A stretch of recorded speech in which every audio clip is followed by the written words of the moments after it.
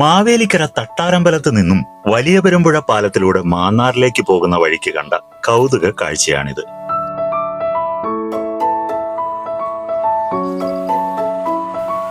കുറച്ച് ചേട്ടന്മാർ മണി കിലുങ്ങുന്നതും നോക്കി മീൻ പിടിക്കുന്നു.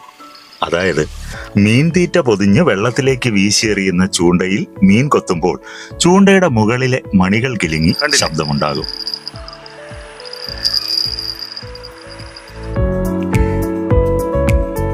അങ്ങനെ ഒടുവിൽ വലിയൊരു കിലുക്കവും വലിയൊരു മീനും. 2 ദിവസത്തേക്ക് വീട്ടാവശ്യത്തിന് കുശാൽ.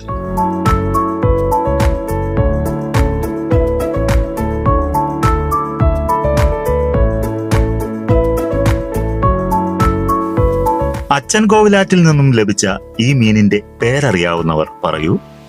വീണ്ടും കാണാം. ബൈ.